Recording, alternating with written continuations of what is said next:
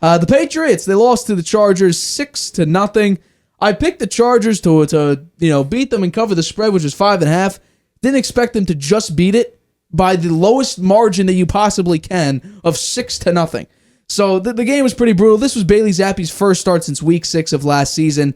He threw for 141 yards, no touchdowns, no interceptions, which is big. But the Chargers weren't much better. Herbert only threw for 212 yards, also no touchdowns, along with no interceptions. The points came from Cameron Dicker, who had 2 field goals, which was basically the entire game. It was 6-0. The Patriots are the first team to lose 3 straight games despite allowing 10 or fewer points since, check this out, the Chicago Cardinals, who lost an NFL record 4 straight games in 1938. 1938, setting records here. The Patriots are close to it. I want to know.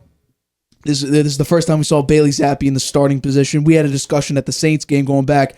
I said, I was honest, I want to see Zappe out there just so people can understand he ain't the answer. So I want to know, were you impressed with Bailey Zappe's performance on Sunday? No, not at all. I mean, he never got him into the red zone.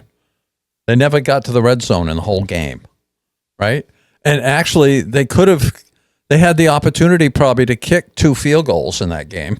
They got close enough so they're twice that they could have kicked field goals. They were long field goals, and it was raining out. The weather was terrible. And Ryland, I'm sure they didn't trust him to do it because he missed a chip shot that would have tied the game, put it into overtime last week, and he missed that. So they weren't putting him out there because they didn't trust him.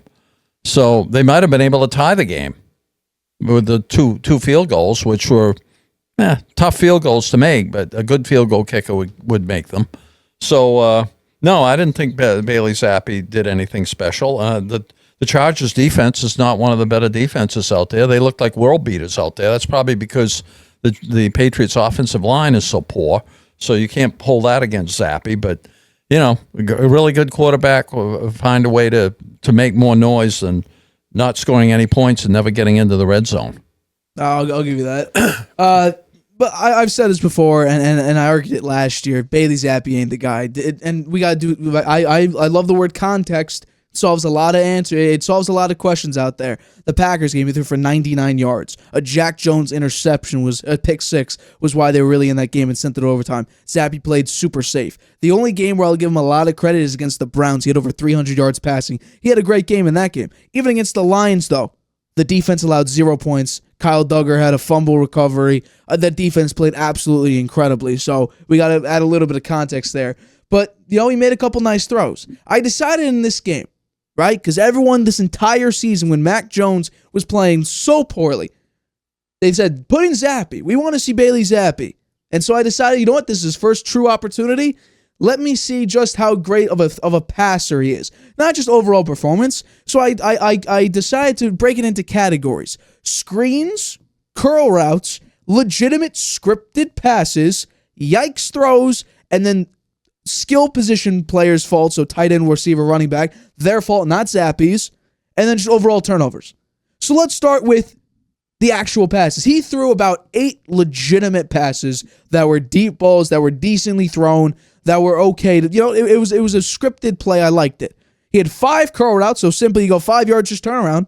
He had a couple screens, 6 I would say not turnover worthy plays, but throws are like, run that one back, please.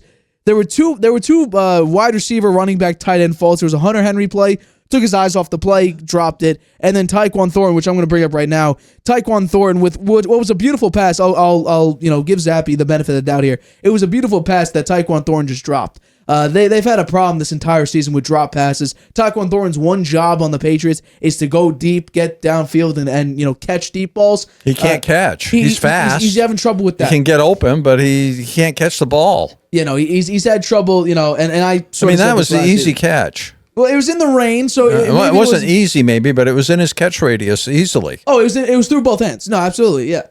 So he was wide open. Right, yeah, and Zappe delivered a beautiful ball. Yeah, he did. He got him in stride. Well, maybe a little bit beyond his stride, but if he was caught it, he could have run for a touchdown. Probably, maybe. Yeah, probably, and that would have won the game at 7-6. 7-6. 7-6. If we could have got the extra point. And then, of course, the one if we got the extra point. If we got the extra point, yeah. I don't know if for all we know, Belichick would have gone for 2 because he sent out a memo saying, "Hey, whoever wants to kick for the Patriots, Come on. And he was having like open tryouts earlier this week. Oh, this week he did that? I think it was this week or last week. Yeah, it was this week after the kick. He was trying out a bunch of different kickers and signed one to the practice squad. And then, of course, the one turnover was Ramondre Stevenson. He had a fumble in Chargers territory, and he has a high ankle sprain, I believe. He'll be out for a couple weeks. So I was not impressed, but I didn't really expect much because I knew Bailey Zappe wasn't the answer. I understand you could say, oh, but this is his first start since, week 6 of 2022. Yeah, but Mac Jones was so bad, they put him in a couple times in the past couple weeks to perform, and he didn't even perform very well there. He had a bad interception last week in nearly quadruple coverage. He had a bad interception on the last play on a fake spike against the Colts in Germany, and so far this season, he hasn't looked all that great. No. Well, we'd love to see Malik Cunningham. At least I would. I have an update on that for you. He got raised this week. He got brought right back down this week. He's back in the practice squad. Oh, really? I believe it was yesterday or early today. He got sent right back down to the practice squad. So it's bad all around.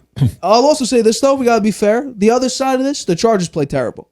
The fact that you're going up against a Patriots team that literally hit what arguably is the farthest way to rock bottom that you possibly can. I don't know if the Patriots can go much farther from here. If they lose a bunch of games in horrific fashion, maybe there's an even deeper rock bottom. They go deeper into the abyss.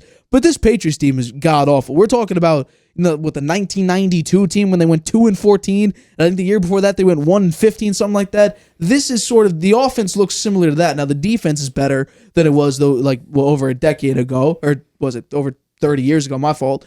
But the Chargers, you put up 6 points against this Patriots team that isn't even desperate for a win. It's just desperate for a morale boost or just at least for some minimal respect. Gillette Stadium has never looked so empty than it did against the Chargers. Well, it was pouring out, too. Let's not forget that. The weather was awful. If Mac Jones' play was awful and the weather was awful. If Mac Jones' rookie year or even Brady's last year where they didn't play particularly well except on defense, if they were playing this Chargers team, there'd be fans at that stadium regardless. Rain, sleet, snow, thunder, and lightning. Yeah, well, they'd be at the stadium. But no, it's because we have Bailey Zappe as the starting quarterback in right now the lowest scoring offense. They're averaging a little over 12 points a game. And I'll also say this: people were complaining how bad Mac Jones was doing. So did people enjoy this better just because it was a little bit less ugly? It was still the same result, which was a loss. It's just because Bailey Zappe didn't throw an interception or fumble the ball. It ended up still being a loss. Mac Jones at least gets you into the red zone occasionally. Zappe didn't even get you in the red zone. Yeah. No, it was terrible. So are people satisfied with this loss? Well, I'll say this. If we're talking about if people are looking up because of Caleb Williams or Drake May being the number 2 draft pick right now, albeit, there we go. I'm perfectly content with that. But if we're talking about, respectable football play, are people now more satisfied about Bailey Zappe being the starting quarterback? But it's the same result. It just looks a little bit nicer. I'd say they're just generally unhappy with the Patriots now. It's just poor football. Right to be. Poor football play overall. The defense has been very good the last 7 or 8 weeks now. It's been looking very good. They allowed 26 points in 2 games or 3 games. 26 points in 3 games. Under 10 points a game they're allowed. Yeah. The Patriots just can't score. If I'm not mistaken, they got shut out. Then they scored 7, and then they scored 3 against the. Yeah. It was 3 7 against the Giants. And was it 6 against the Colts? I don't have. I can bring it up quickly. I think. So it was week 11 2 weeks ago. I'll try to get it up fast, but it was 0 against the Chargers. It was 7 against the Giants, and it was against the Colts. They put up 6. 6 points. So 13 points in 3 games. Terrible.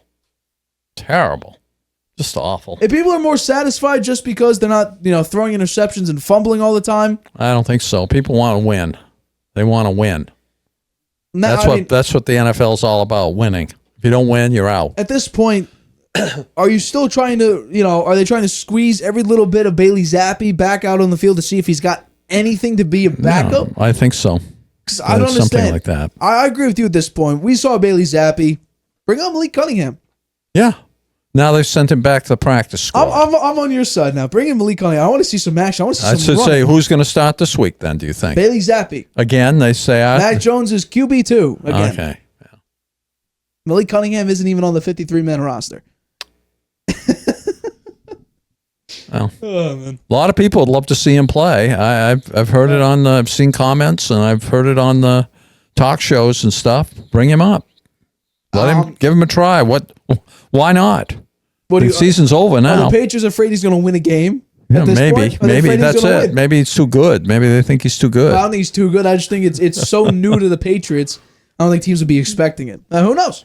Hi, everybody. Thanks for watching. Make sure you subscribe here to get the latest from the show. Also, if you want to check out the full episode, make sure you click the I in the top right-hand corner right now. If you want to listen to this show anywhere you go, make sure you go to anchor.fm/The Harvey Hour or anywhere you get your podcasts.